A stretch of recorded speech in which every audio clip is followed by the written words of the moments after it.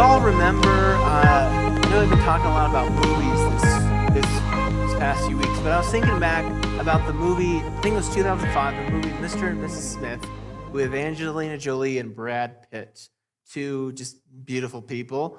And I remember it was a box office hit, and I think, if I remember, it sparked an actual relationship between the two of them in real life. So if you remember the movie opens with the two of them sitting in marriage counseling, and they're sitting in their chairs across the counselor's kind of the behind the fourth wall, as they say, I think, in the industry, behind the camera, our vantage point, and they're sitting in their chairs, and John is trying to explain to the counselor, hey, we're just here for a checkup, just to check under the hood, to see how everything's going. But really quickly, it becomes apparent that the two have found themselves in the midst of a dull, boring, and just monotonous relationship. And 5 or 6 years ago, if you remember the movie, that's kind of the joke. 5 or 6 years ago, they had met randomly in a hotel room and kind of fallen in love, kind of spur of the moment, and immediately had gotten engaged after just 6 weeks. So, side note, short engagements are usually a sign of trouble. But, I thought it was funny there. So they got engaged, they got married, and despite their initial fireworks, the relationship had ground to this boring, dull, monotonous halt of just painful predictability in the midst of their upper white, middle-class suburban life. And that's what brought them into counseling. And as we learn, it was later, part of it was because they're covering up for their secret life. So as we learn, they're both living the secret life as assassins, unbeknownst to each other. And if you remember, they have this awkward dinner where they're kind of like not sure if either one knows what's happening. So John, goes to offer Jane some wine, if you remember, and he holds it out and he drops it, and she just catches it, and they kind of give each other a look, and then she lets it spill, and they kind of just dash off to each side of the house. You see John, and he grabs a gun. He's like, baby, you there? And then you hear squealing tires as she's driving away. And so he goes and chases after her, and we're not really sure what his motives are in that moment. And the movie's following him dodging through lawn sprinklers and children's toys and sports equipment. And then he gets to a picket fence, and he's still carrying his gun. And he runs into the picket fence, and he bumps into it, and his gun accidentally discharges, and the bullet sails right through her windshield, right past her. And any hope of reconciliation is done right there in that moment. Despite trying to say it was accidental, the damage is done. And for the next 30 minutes of the movie, the couple is engaged in this epic battle trying to off the other person. And what ultimately ends up to be just this epic battle, them squaring off in their home, practically destroying it in this epic gun battle. So what I have always found interesting about the movie is it dramatizes the way that conflicts can blow up in a relationship. It's reminiscent of what so often happens in relationships once the initial spark wears off. Two people can so easily fall into this track of predictability, putting up with the other while harboring resentment and mistrust over the state of the relationship. And when all this bottled up hurt and anger, with all that, and the top comes off, the results can often be explosive. So interestingly enough, I remember watching the director's commentary of this movie, and he was talking about how the movie was basically an allegory for marriage. So an allegory is like a story that has the surface meaning, and then it has a deeper meaning. So in the movie, clearly the meaning, the basic meaning is they're assassins and they have conflict. But the deeper meaning he was talking about was it's really a deeper meaning for the conflicts that happen in a real life relationship or marriage.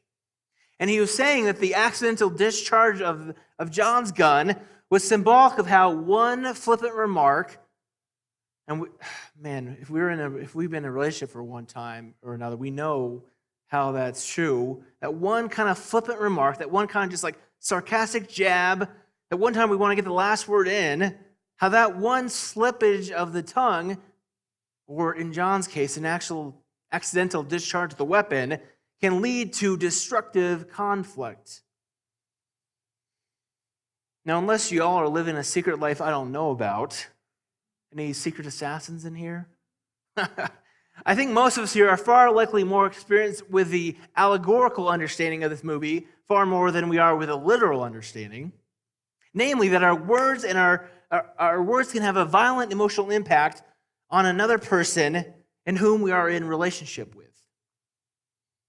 And certainly this movie is heteronormative, we might say, but I think the basic principles of this extend far beyond just the white suburban upper middle class setting in which it's portrayed in. It extends more than that. We can learn those principles because whether it's our spouse, our partner, our sibling, our parent, even our coworker, at some point in our life we probably all found ourselves either the victims of violent words or the perpetrator.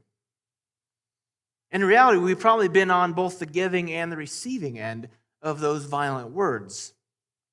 I mean, we all know how easy it is when we're angry, when we're confused, whatever, to let something slip. Maybe in the moment we didn't even mean to say it that way. It was an accident, but that's the point. Like, that's the danger of running around with a loaded weapon, like John does in the movie. Remember, it's an allegory. We can't take something back once the proverbial gun has gone off, but we can't take back what was said. And often from that point, it's all bets off, kill or be killed, metaphorically, of course. Often we go off to our separate corners, kind of like in a boxing match. Like, think back again, if you remember that movie, like John goes off to his buddy's house, Vince Vaughn.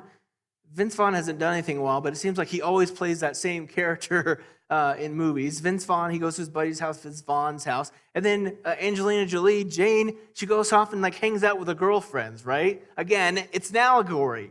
It's a metaphor for life and relationships. And we all know what so often happens in situations like this. Like, at this point, the cat's out of the bag. It's a runaway freight train, and it's going to demolish everything in its way and leave just a wake of destruction.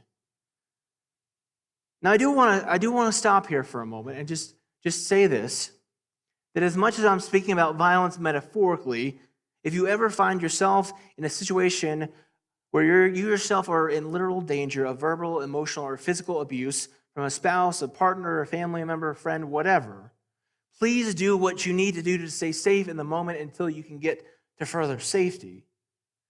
I mean, for way too long, churches have just looked the other way when it comes to issues of domestic abuse and violence.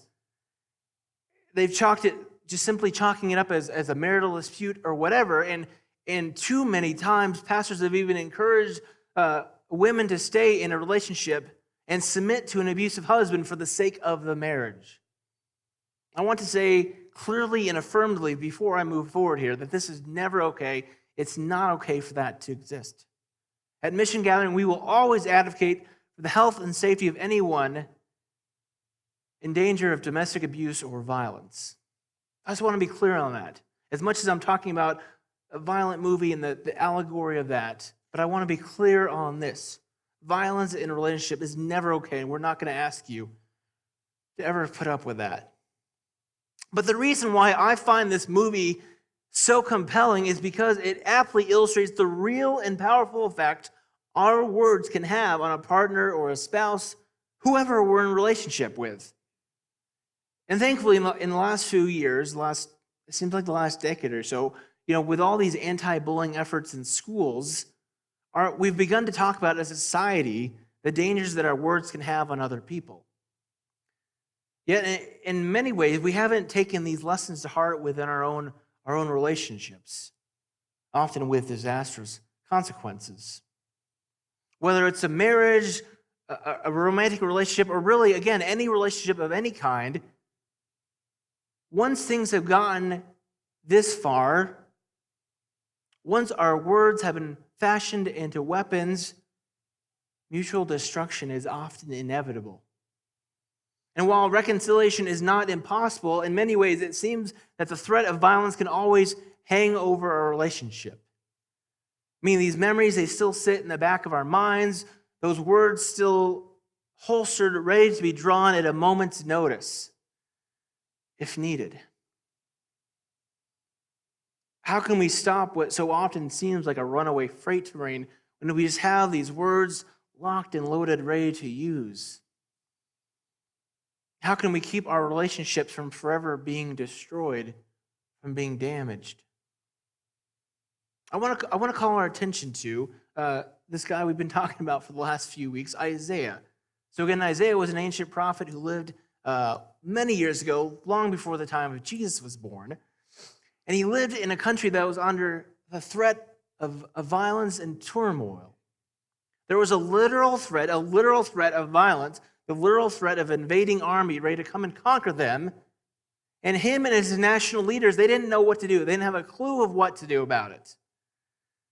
So amidst all this stress and anxiety, the prophet Isaiah comes to them and speaks a word of hope, a vision of a future peace in which there would be no more violence. There would be no more destruction. So I want to read that together. We have the words on the screen here.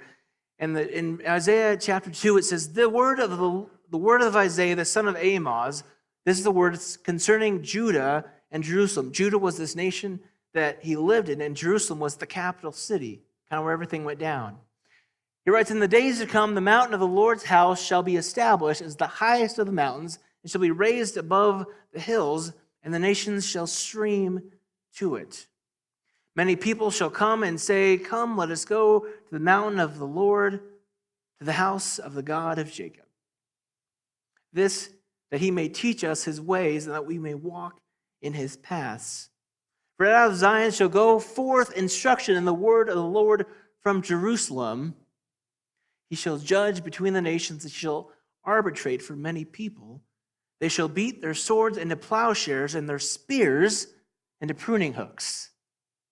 Nation shall not lift up sword against nation, neither shall they learn the way of war anymore. So in this dream, in this vision that Isaiah has, God's dream, all people from all nations come together to live in the ways of God, to live justly and equitably. They beat their swords into plowshares and their spears into pruning hooks, committing not to go to war ever again, nor to even learn the ways of war. And here we are today, some almost 3,000 years after these words were written. The image of such a thing seems almost impossible. It seems fanciful, preposterous to even think of such a thing. And as ridiculous it sounds to our ears to think about, all the nations of the world bringing together their tanks and their planes and their bombs and melting them down and turning them into tractors and combines and grain silos and then using all that to feed the world's hungry.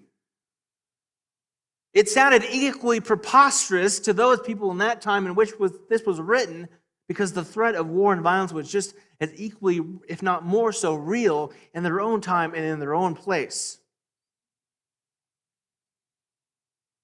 But at this point, the point of this dream, this fanciful dream, was not to convince everyone to turn in their guns and join a hippie commune, we might say today. The goal was to convince people of one foundational truth. Nations will always be in conflict unless God's ways are recognized. Not until we are willing to put down our weapons of war and walk in God's ways of love and justice will the fighting end. And this same principle holds true in our relationships. Our relationships will always be in conflict until we can live by God's ways. This is the thing. I believe that God's dream for the people of Isaiah's people long ago is also God's dream for our relationships even today. God's dream of peace, of justice, of love for the world. They're the same things that God wants for our relationships right now.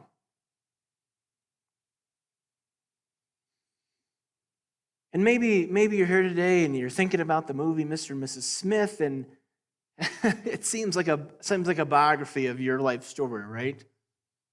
Maybe not your marriage, maybe it's your relationship with your parents or your siblings or a friend or coworker, whatever.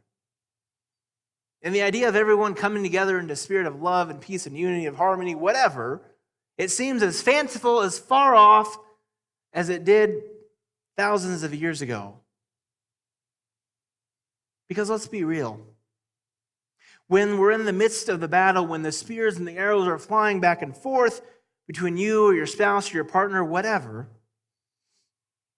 how can we turn those weapons of war into love? I think this is where we need to look back again at those words of Isaiah. In verse 5 of chapter 2 in Isaiah, it says, "Come, let us walk in the light of the Lord. Let us learn the ways of God. Let us walk in the paths, in his paths." Love. The way of God, I believe, is love. Love is the way. And when we can respond in love, that's when things begin to change. Remember, if you can, in Mr. and Mrs. Smith, John and Jane, they've been in the midst of this epic gun battle in the midst of their house, and they find themselves face to face, gunpoint to gunpoint, faced with a decision: kill or be killed. John, remembering his love for Jane, puts down his weapon, and Jane does the same. I think we often find ourselves in a similar situation. Standing face to face, armed with weapons of words, ready to pull the trigger.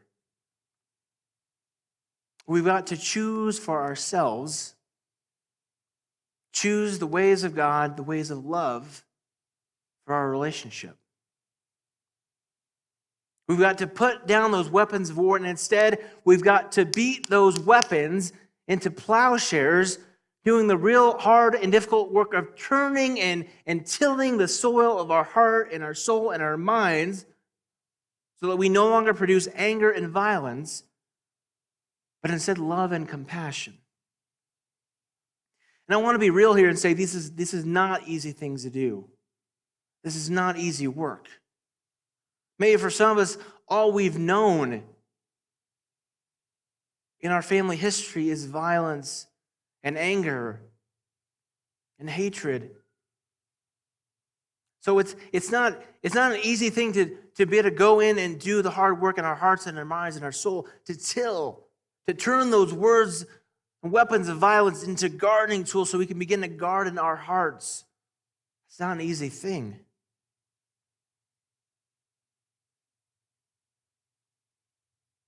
So when we're in those moments of confrontation, though, that's how we begin to change, to get out of, to break the violence, to switch the anger. For some of us, we might just be able to simply stop it by remembering our love for the other person. For some of us, it might mean going to counseling, whether alone or with our partner, to do what's necessary to work some stuff out for ourselves or with our partner. For some of us, it might just be simply choosing to respond in love and grace when those violent words are hurled at us. One thing I know for sure, though, is that violence does not bring peace. Whether it's metaphorical violence, allegorical violence, or literal violence, violence does not bring peace. Hate, as Martin Luther King said, hate cannot drive out hate. Only love can do that. And I believe this is God's dream for the world. And I believe this is God's dream for the whole world. Because look at this. The same love that can heal the brokenness in our hearts, in our lives, in our relationships, is the same love that can heal the brokenness in our world. I mean, that's at least what I believe. Love for our spouse, love for our partner, love for our family is love for the Mexican immigrant, the Muslim, the Democrat, the Republican. It's that same love. That same love that can heal the brokenness in our relationships is the same love that can heal the brokenness in our world. I believe that. So it's really up to us. Like, the choice is yours and the choice is mine. Like, what kind of world do we want for ourselves, for our children, for our families? Again, remember back in the movie, Mr. and Mrs. Smith, how the home of Mr. and Mrs. Smith is ultimately destroyed when a hand grenade goes underneath a barrel of heating oil. And unfortunately for them, they're able to survive the blast, and they find themselves sitting amongst the rubble of their destroyed home. I mean, it's like they say, right? Real life is not the movies. Real life is not the movies. Our actions have consequences. And continuing to wield weapons of war, whether real or metaphorical, will have the same outcomes for our relationships and ourselves as they will for our world. Death and destruction. So this is where God invites us to another way. God invites us to a way of peace and of love and of justice for all. And really, the choice is ours. Whether to reside on the holy mountain of God or to sit amongst the rubble of our destroyed home. The choice is ours. And again, I know for those of us who have maybe only known violence and destruction in our relationships, such a vision of hope and of peace seems fanciful at best. But the light of God, the love of God, continually burns bright, inviting us, our relationships, our family, our world into a better way of love. We know that the future belongs to God, right? We know that. But the first step towards that future belongs to those of us who have glimpsed God's light and are willing to trust enough to take a step toward that light. The words of Isaiah that were spoken so long ago are the words that I think still have all kinds of meaning and purpose for us today. God says to us, just as God said to those ancient people long ago, "Come, let us walk in the ways of love and light. Let's put down our weapons of war. Let's beat our plowshares into garden tools. Let's toil and turn the soil of our lives, knowing that out of that we can grow something beautiful and amazing." That world, that dream of Isaiah, I believe it's possible. And I believe that this is why we're here today. This is what we celebrate at Christmas, at Advent. We celebrate that we believe this world is possible. But it's up to us to take that first step to that future. Take that first step.